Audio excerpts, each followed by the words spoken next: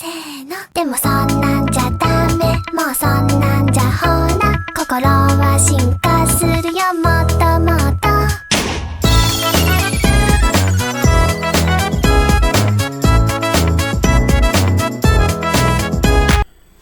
Assalamualaikum warahmatullahi wabarakatuh.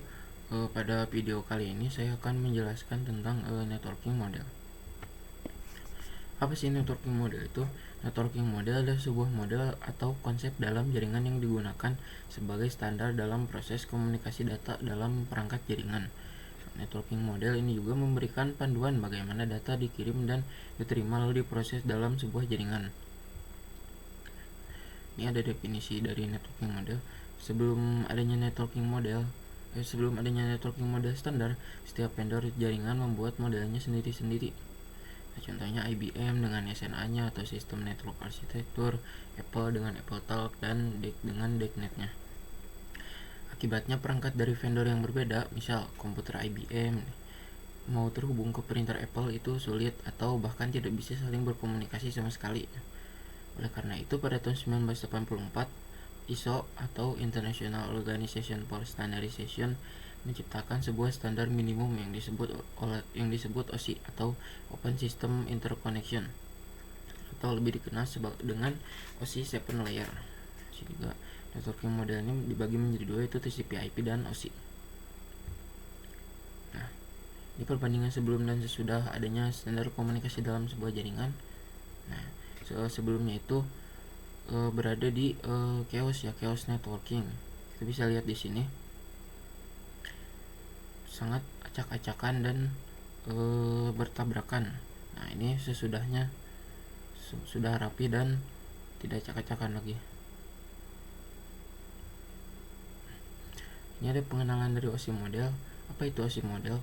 OSI model ada standar komunikasi yang dikembangkan oleh ISO atau International Organization for Standardization.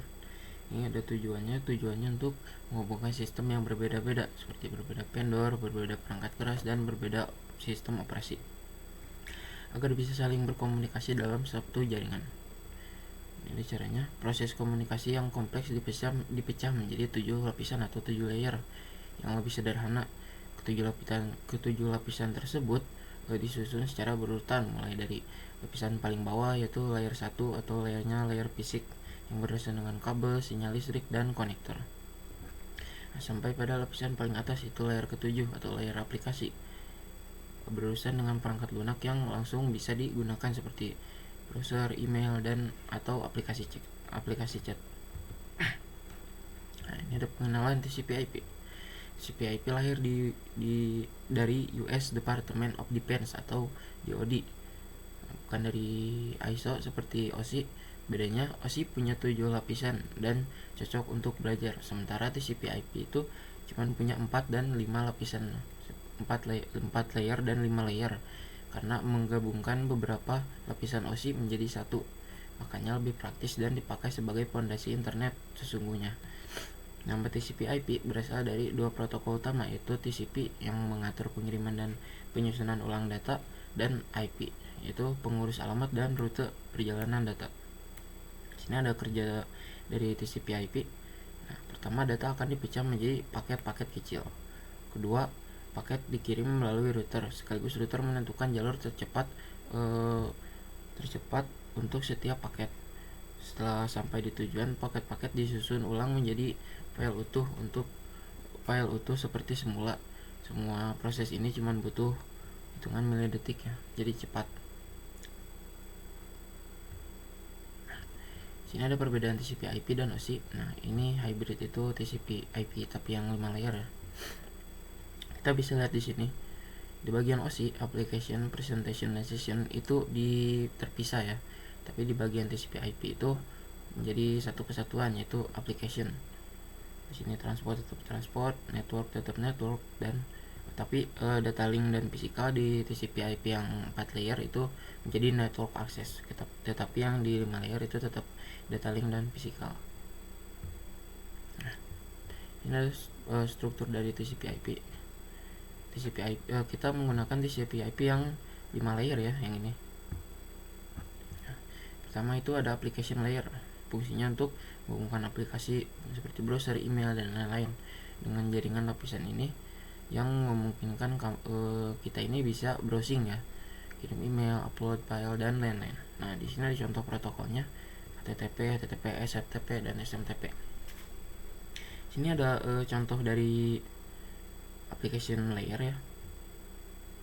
Di sini ketika kita akan contoh ya, kita mencari Facebook. Nah, kita masukkan query di browser seperti facebook.com. Lalu browser akan mengirim ke server. Nah, masuk ke server, maka server akan merespons dengan memberikan tampilan dari Facebook misal contohnya. Nah, kita masuk ke bagian 2 yaitu transport layer. Ini fungsinya untuk mengatur pengiriman data dari aplikasi di perangkat pengirim ke aplikasi perangkat penerima, serta memastikan komunikasi berjalan dengan andal atau cepat tergantung protokol yang dipilih. Nah, di sini ada protokol utama yaitu TCP ya, Transmission Control Protocol, dan UDP atau User Datagram Protocol. Nah, di sini TCP itu berbasis koneksi ya. Jadi ada proses negosiasi dulu sebelum kirim data. Nah, data dikirim secara berurutan, ada kontrol kemacetan, ada koreksi error. Nah, ini kekurangannya itu lebih lambat ya, karena ada seperti ada koreksi error, ada kontrol kemacetan yang mencegah datanya menumpuk. Contoh ini tuh cocok untuk transfer file, web browsing, dan email. Sehingga ada UDP. UDP ini tidak berbasis koneksi ya, tidak ada nomor urut, tidak ada koreksi error. Nah, jadi ini tuh ada kelebihannya. Kelebihan UDP itu lebih cepat daripada TCP, cocok untuk streaming video, game, dan game online. Nah, ini masuk ke network layer ya. Di sini network layer adalah proses di mana setiap perangkat komputer diberikan identitas berupa IP address. Pemberian IP ini berperan sebagai alamat yang berguna untuk mengenali sejumlah perangkat dalam jaringan. Selain itu, IP address juga dapat mencegah kesalahan alamat.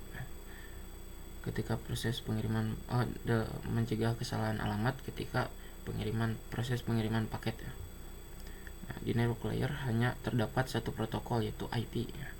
IP menyediakan dua fitur yang sangat penting yaitu addressing dan routing, yang berfungsi untuk menangani konektivitas dan pemilihan jalur terbaik. Setiap perangkat jaringan memerlukan alamat unik dalam satu jaringan. Contohnya nih ada contoh IP address-nya, IP versi 4 192.168.1.1. Lanjut. Nah, kita masuk ke ini ya. Ini nomor 4, layer keempat ya. Data link dan physical.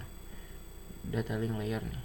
Fungsinya itu untuk mengidentifikasi protokol yang dibutuhkan oleh physical layer untuk mengirim data. Ada fitur pentingnya itu FCS ya, Frame Check Sequence. FCS adalah mekanisme pendeteksi error, itu error detection mechanism.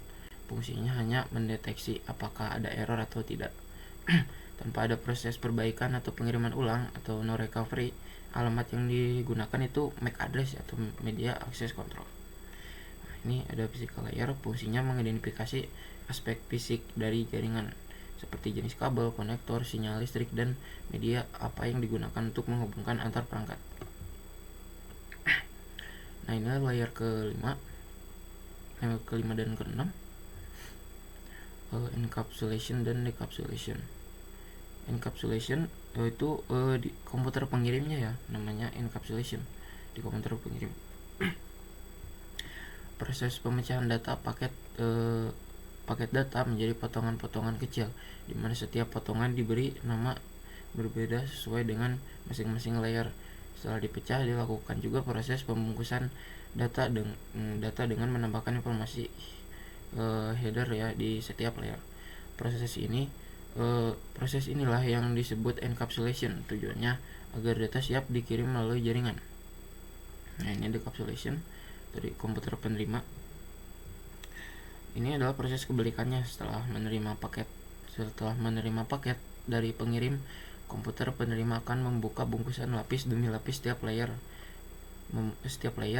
membuka headernya masing-masing, lalu dilanjutkan dengan menggabungkan kembali pecahan-pecahan paket data menjadi paket utuh seperti semula. Proses ini disebut decapsulation. Nah, ini ada penggambaran encapsulation dan decapsulation. Nah, ini pengirim dari ini akan dipecah gitu, turun ke bawah, lalu akan dikirim. Nah, ketika sudah sampai, ini akan dibuka kembali dari physical data, link network, transport, dan application-nya akan dibuka. Nah, seperti itu. Nah, mungkin cukup sekian dari saya. Maaf jika penjelasannya masih aneh dan terbata-bata, karena saya juga masih belajar. Wassalamualaikum warahmatullahi wabarakatuh.